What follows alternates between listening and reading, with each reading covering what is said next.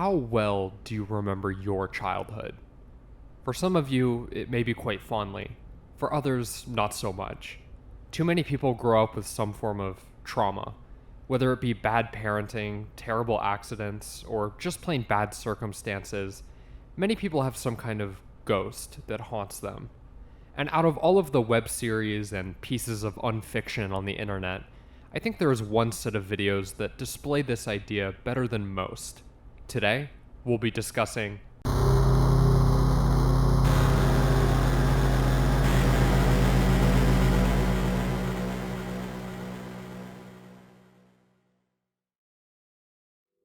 the Clementine.mp3 YouTube channel uploaded their first video on September 12th, 2023. Since then, it has had regular uploads that cover a wide range of styles and presentations. I highly recommend that you go and watch all of these videos before watching mine, as it is always best to get a first-hand experience with this type of media. The link will be in the description below. Anyways, let's jump straight into it.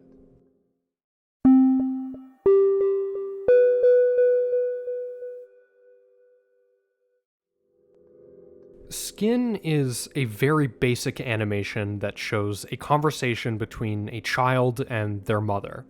The child expresses discomfort with their body, saying that they are uncomfortable in my own skin, and I think I was born wrong.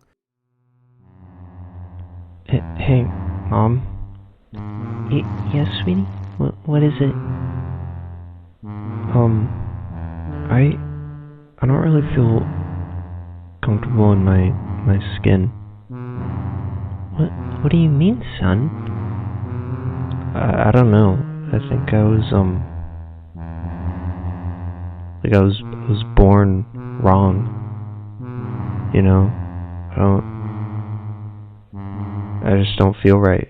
You know? Mom?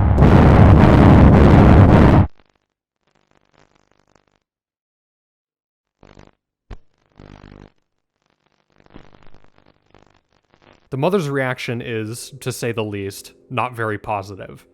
Notice the phone numbers that appear at the end. The numbers are actually for a real-life crisis lifeline and a national child abuse hotline. In addition to this, there's a quote saying, "Every little star has a reason to shine." I could not find a source for this quote, but it, combined with the mother's intense reaction, displays themes of child abuse and neglect. I'll touch more on this topic in the conclusion part of the video.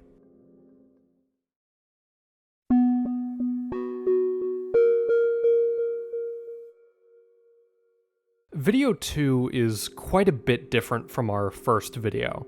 This time we are presented with a video game simply called Constant. In it, our player looks very similar to the child from the first video, having a red shirt and brown hair. The player wanders throughout parts of their house, passing by hallways, a room with toys, a dining room, and finally stopping in the living room where they come across another person sitting on a couch.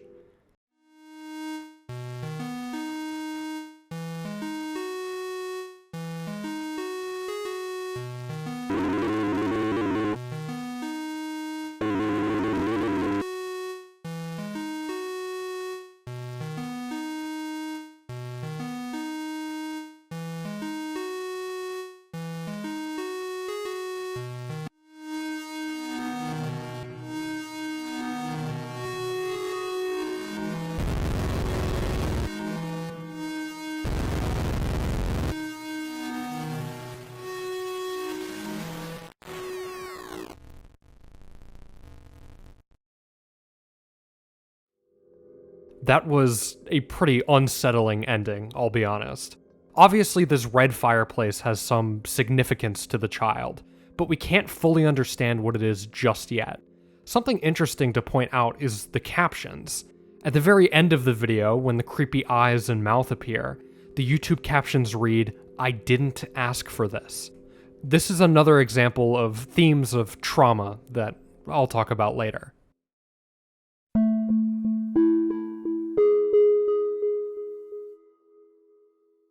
Video 3 is another animation, just like the first video.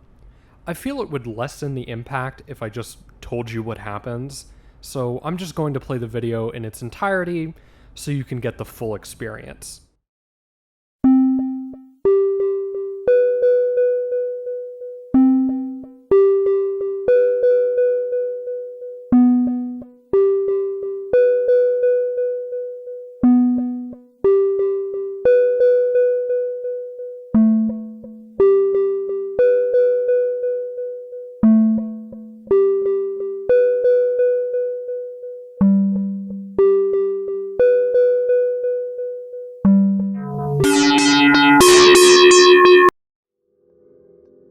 There are some important things to point out from this video.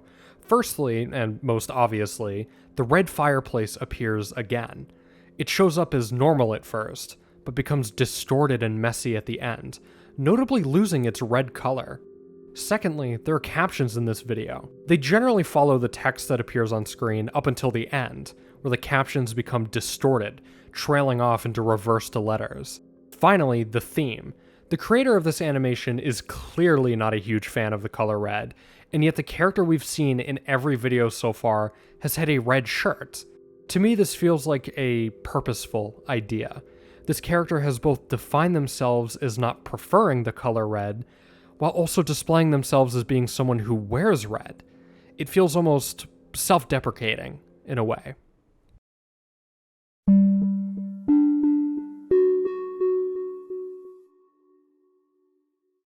This video is, again, another animation. This time we revisit our red shirt wearing friend. They seem tense, staring down towards a button. Eventually, after some build-up, they're able to press it, as the music picks up into a more pleasant tone.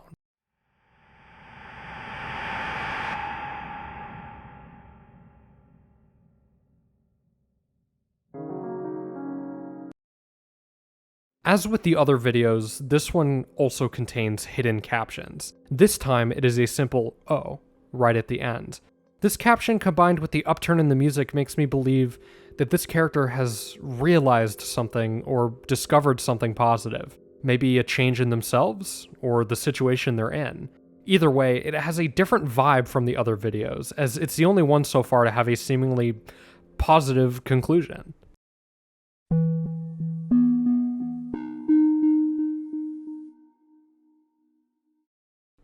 This is where the series completely changes. If you didn't decide to watch these videos on your own before, at least give this one a watch. Trust me, there is much more detail and eeriness contained in Oblivious.wmv than I can accurately describe to you right now. Anyways, this time we don't have any video games or animations. Instead of telling you now what this video is, I will let our protagonist say it for you. Hello? Whoever's watching this, which is probably me in like, I don't know, like a year or two, I don't know. But I might show some friends because I actually think this is really cool. I recently found my old PC, which I haven't really, gone on in a long time. Yeah, so, I mean, I just want to record this just to just to see my reaction to this and just record all this stuff in the first place. I think it's really cool. Really want to, just, how do you say it? Take a trip down memory lane. Something of importance in this section is the date presented, May of 2022. This is not the date when the YouTube video itself was uploaded, so this raises an important question. Why did they wait so long to upload this? Was the person who uploaded this video even the person recording it in the first place? After spending some time reminiscing on their old desktop icons, the uploader takes a dive into their file explorer. Here we can see a name for them, Adrian. Clicking into a few of the files, Adrian discovers a user file called Clementine. They also discover a contact in the contacts folder also named Clementine. Adrian makes no note of the weirdness of the name, which is a constant theme presented throughout the video. Another important note is the date modified section on some of these files. While many of them are consistent with what Adrian has told us, I don't know, it's been about a decade, probably. some of these files were last modified in 2017 and 2016, which does not line up with their recollection of when they last used the computer. Most notable of these files is the .txt file just called Emma, which is never directly addressed. Anyways, desktop. Man, okay. I mean, we just looked at this, but just looking at these dates, it's Oh wow.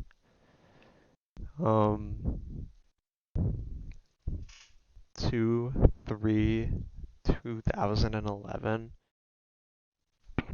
Like, wow. That's crazy. It's been 11 years. Um, there are kids who are 11 who were born on that day. I don't like the thought of that. That makes me feel old. Um, Adrian eventually stumbles across a music folder.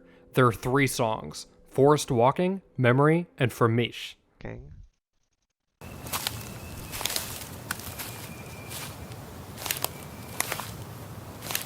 Just someone walking in a forest.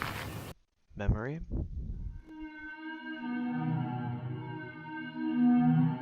No, that's a little unsettling. Um, uh, Fur Mitch? I don't know. I don't speak the language. I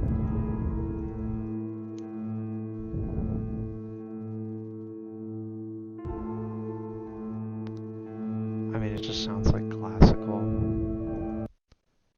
I don't know. While these 3 audio files are odd, the only truly notable one is Memory, as it is the music that plays during constant number 3. Next, Adrian explores the Videos folder. Unfortunately, none of the stock videos seem to be working properly. There is one subfolder in this section called Body, which Adrian completely ignores and skips right past. After that, Adrian clicks on the Pictures folder. First, they explore the Photographs folder, which includes a picture of birds, a cat, and trees. These pictures are fairly unremarkable, but what is remarkable are the photos inside the Childhood Adrian folder. Inside, we see 4 pictures. Wow. Okay.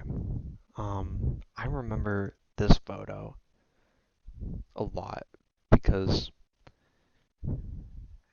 uh, I would see it and then my family would comment on me looking like I'm posing for the camera. And I don't remember if I was. It's been a long time.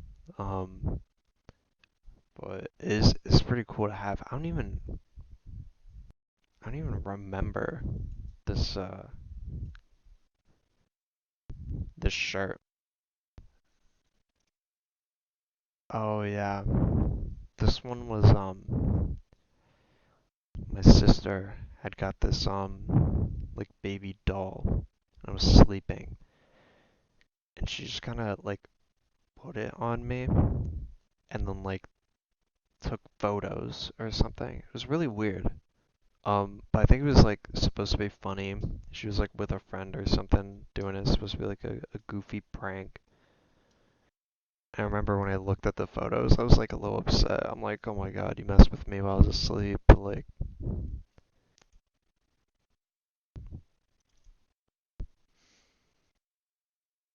I remember this. Well, not the photo, of course, but I remember the room.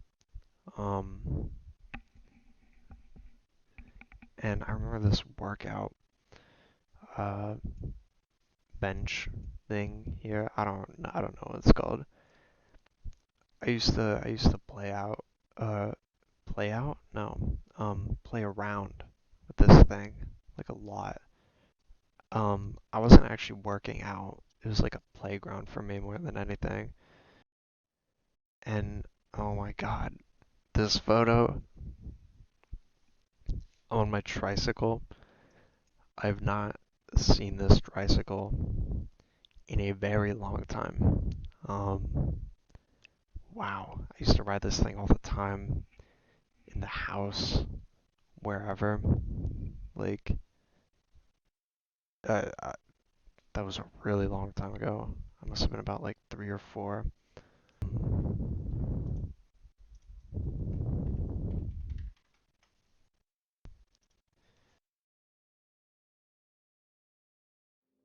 The elephant in the room is obviously Adrian's heavily distorted face that is presented in all 4 pictures. There are some other things of note in the video too, however. Firstly, Adrian has no reaction to their own distorted face. Either they didn't notice somehow, were incapable of noticing, or simply just wanted to ignore it. Secondly, the tags. Each picture has its own tag as part of the metadata, and we can see these tags when Adrian clicks on the photos. The first picture they click says stop in distorted text. The second picture is a code, and when translated from decimal to ASCII text, thank you random commenter for figuring this out, the tag says don't die. The third picture has no tags, but the numbers can be translated to they won't smile by putting it through a hex to ASCII text converter. The final picture, titled Clementine in all caps, also has no tags, but it is important to note that Adrian changes the name of the file from Clementine to Adrian. I find this particularly interesting because it leaves you wondering why Adrian decided to change the name. Why won't they acknowledge Clementine at all? There were multiple folders named after it, but Adrian never even addresses it. Is there perhaps something about the name that makes Adrian uncomfortable? Or are they entirely unable to even talk about it? After that, Adrian wraps up the video. This was an extremely lore-heavy episode, and there were small details that I didn't have time to describe or probably even missed entirely. What I like most about this video is the familiarity of it. I'm sure many of us have had this experience of exploring old files, digital memories from a past you can barely remember. Being able to sit at your computer and say, hey, I remember this, here's all these memories I have about this thing. There's something terrifying about this idea of these memories just being wrong. Things becoming distorted, changed without your knowledge. The Clementine channel takes this familiar feeling of exploring old memories and turns it on its head. This then brings us into the last video on the Clementine channel that I'll be covering today, which is simply called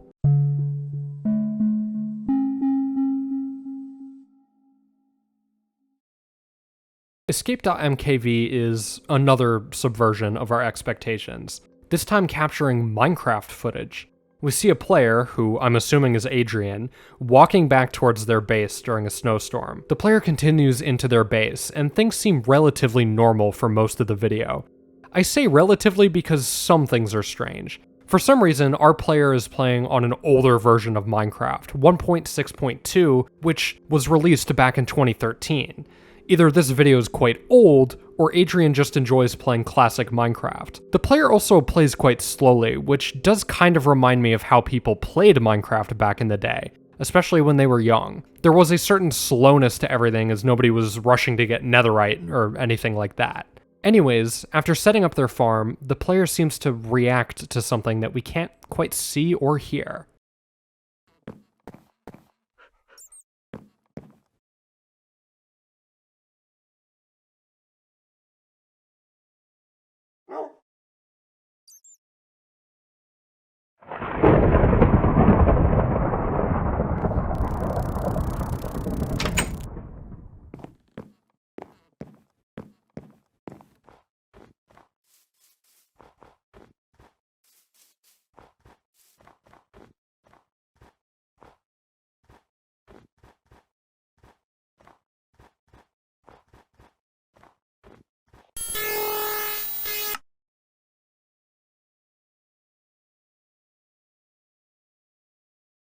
What made Adrian so scared to run away from the safety of their base and eventually quit the game?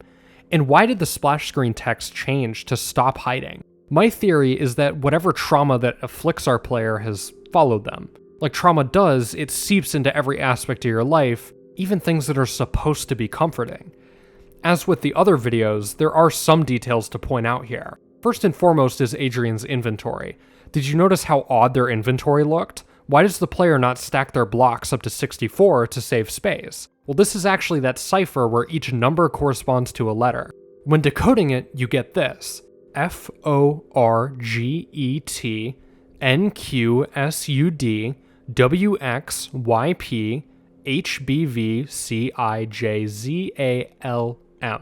Now, at first I thought I had done something wrong. I got the word forget, but everything else after that seemed to just be nonsense. The fact is, this code is actually one layer deeper. You see, all of the letters of the alphabet are here except for the letter K. So if we assume that K is supposed to be of importance, the hidden message would become forget K. The final thing of importance I want to note is something that appears just as the player begins running away. This distortion. Going frame by frame, we can actually make out something that appears to be a heavily distorted face. Is this what the player saw? Is this why they started running away, or is it something else? Let's touch on all of these questions in the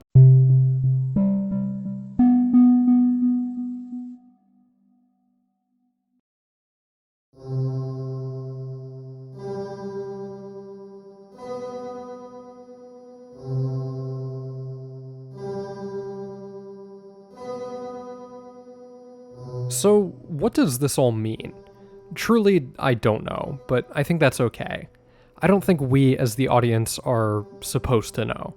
It is clear that all of the art presented in Clementine is personal, and the only interpretation we can make of it is our own. That doesn't mean I can't at least try to make some sense of things.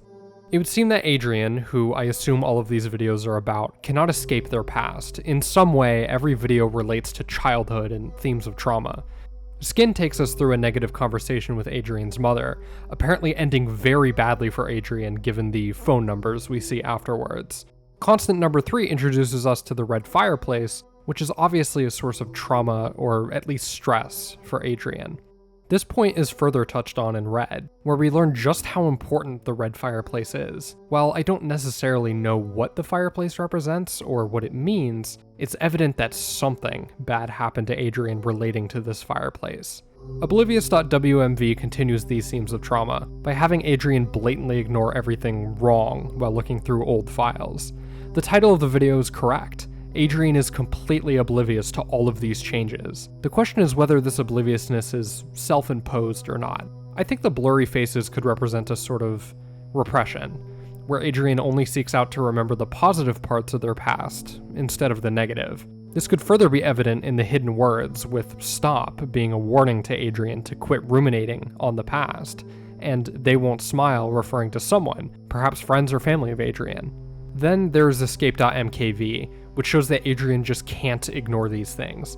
Even in a source of comfort like Minecraft, Adrian is unable to run from this past that haunts them. Something has followed them into the game, and they can't hide from it. The splash screen text at the end of the video says as much. I'm still unsure what Forget K could mean. Perhaps K is the name of someone or something that relates to Adrian's trauma, but I suspect it may be revealed in future uploads. Video 4 could be Adrian accepting their past, learning to live with their trauma, while also being doubtful about all of it, although I can't say for sure, nor can I even say what the source of trauma is in the first place. It is clear that Adrian, whether mentally or physically, is running away from something. There is another interpretation that I think can't be skipped past, and it's the ideas of gender presentation. From video 1 talking about being uncomfortable with the way Adrian was born, to video 5 having Adrian not address Clementine, as if it makes them uncomfortable, going as far to even change Clementine to Adrian, there are themes of gender confusion present in these videos. This would make sense, as many trans people deal with some of the trauma present in the series. These themes aren't completely in your face, but nothing about this series is. I think the idea behind Clementine is not necessarily to tell a clear story, or point towards an evident beginning, middle, or end. I think it's just expression for expression's sake. That expression just also happens to be trying to call out to the viewer.